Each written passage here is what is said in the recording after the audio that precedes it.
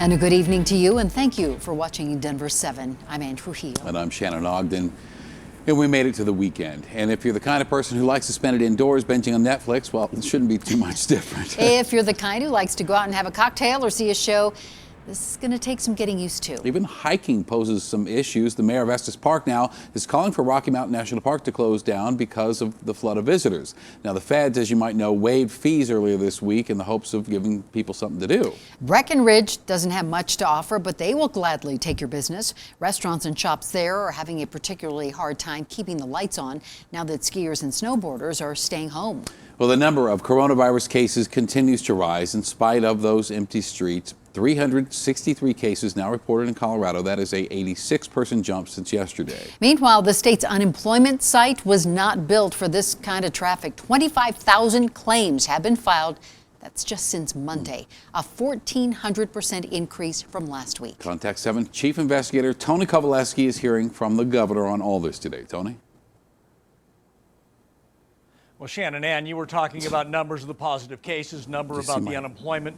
Those are two numbers certainly our governor's looking closely at. He says he's monitoring a lot of different conditions, a lot of different models as he calculates how to make his decisions moving forward. We're monitoring what all 50 governors are doing.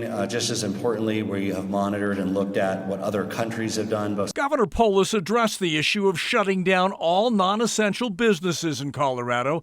We are in real time looking at all of the different actions that different countries and states have taken to help determine what makes the best sense here in Colorado. Saying, like other governors, it's a tool that might be necessary, but not a tool he's using right now.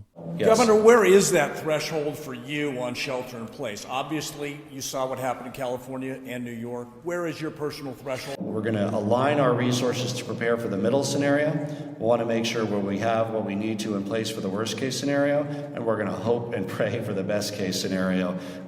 Earlier in the day, New York's governor announced the state was under quarantine. That came less than 24 hours after California Governor Gavin Newsom issued a statewide shelter-in-place order on Thursday.